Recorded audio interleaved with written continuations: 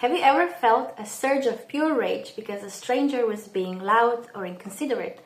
Or maybe your entire day is ruined just because your partner seems a little off or quiet.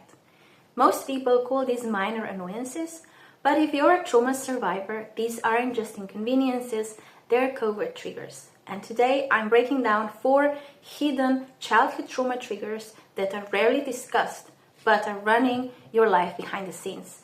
And at the end, I will also suggest a very practical tool that you can use to finally free yourself from all those triggers and impulses.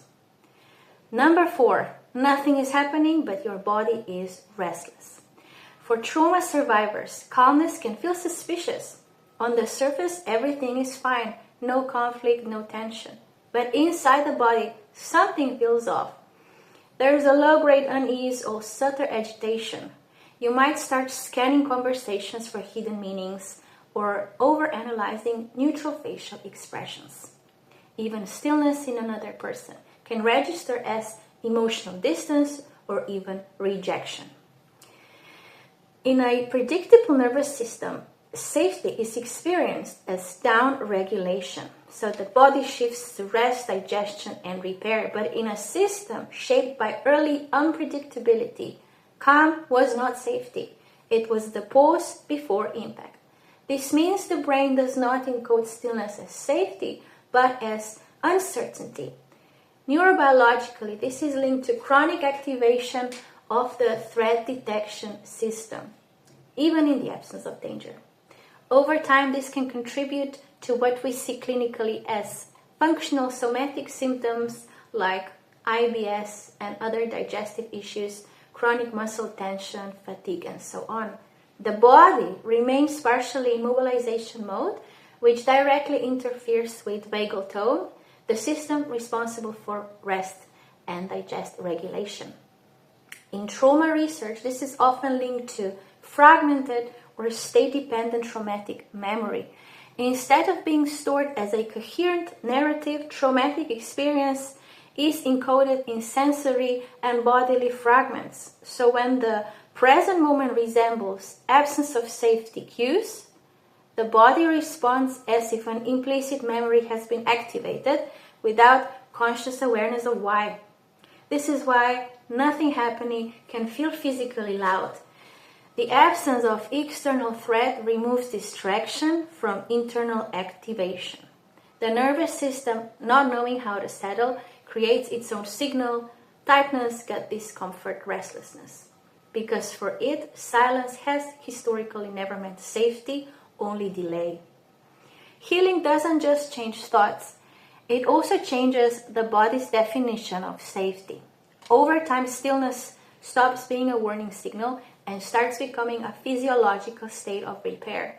The same nervous system that once produced anxiety and in calmness can relearn to associate quiet with digestion, recovery, and genuine rest. Number 3, when selfish people drive you crazy. This could be anyone, people on the street, co-workers, family. So these are people who seem self-consumed and selfish. For example, people who are loud, people who cut lines, rude drivers, maybe even people who don't let you finish your sentence.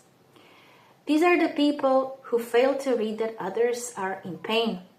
And for a trauma survivor, the big reaction to a stranger's rudeness isn't just an annoyance, it's a biological protest against a past where being overlooked was dangerous. If you were raised by narcissistic or violent parents, your brain learned that obliviousness equals a threat to your safety. And today, when you encounter a selfish driver, your nervous system experiences a time collapse, reacting with the same intensity and rage you felt as a child who was forced to disappear in the shadow of a parent's needs. When this is healed, we actually lose interest in whether others are caring enough, and we stop auditing the world to see if it's finally caring enough to heal our old wounds. We start seeing people as complex humans, even if they're jerks. We are aware of our unmet needs.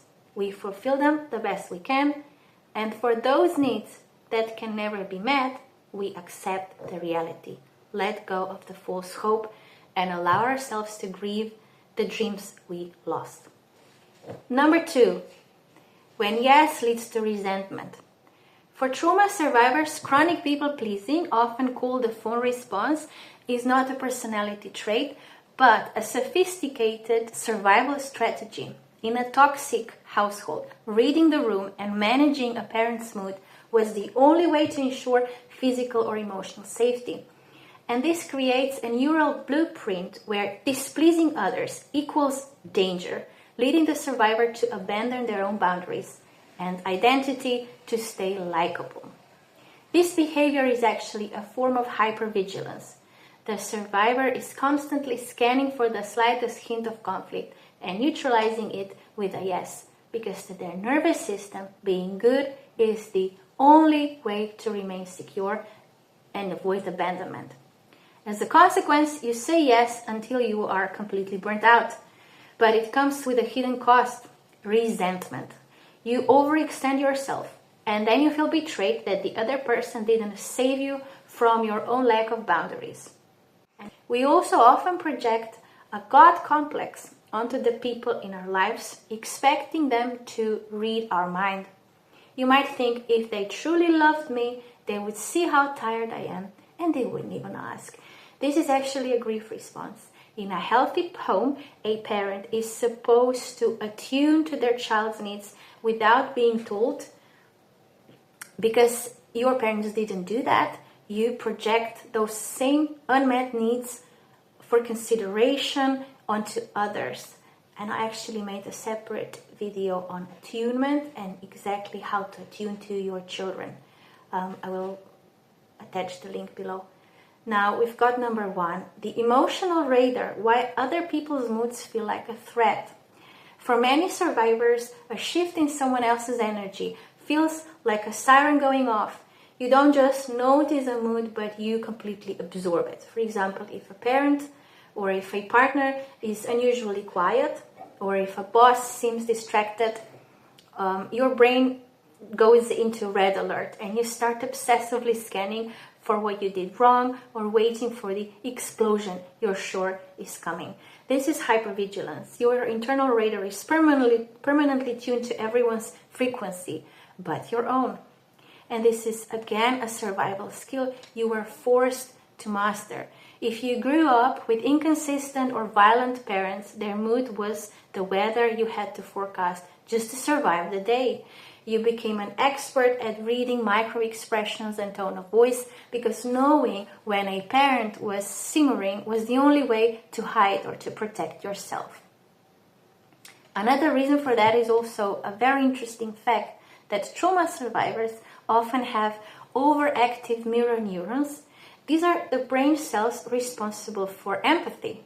In survivors, they are overclocked, making you feel someone else's pain or anger as if it's happening in your own body, which means our empathy may actually be a hyper-tuned survival mechanism.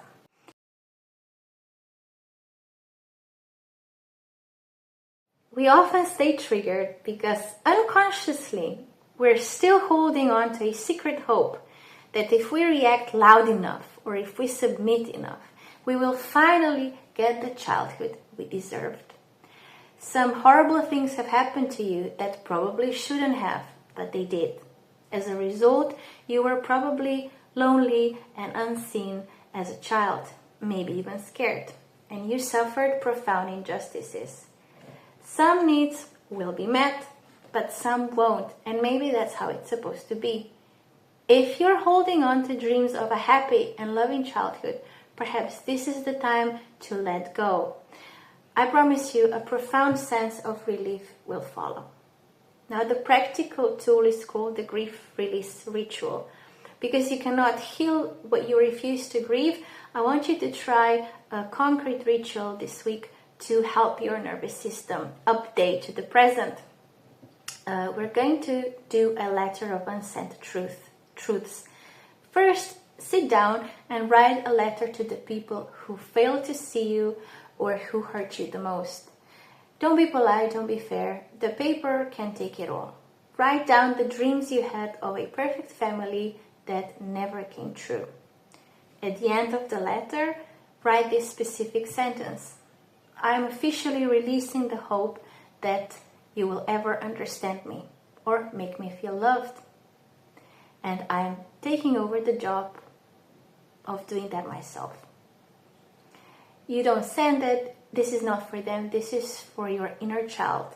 Take that letter and shred it or safely burn it. It's okay to cry while you do this. In fact, it's probably necessary. And as you watch it disappear, say out loud, the war is over. I am safe now. By doing this, you are telling your brain that the account is closed. You are no longer auditing the world for the sympathy you didn't get. No matter what happened to you, you are here now and you have the power to start changing things and create a life that you want. A great pain can become a source of great wisdom. On this path, prayer and other spiritual practices can be very, very, very helpful. Comment and share. You never know who might need to hear this today. I'll see you very soon.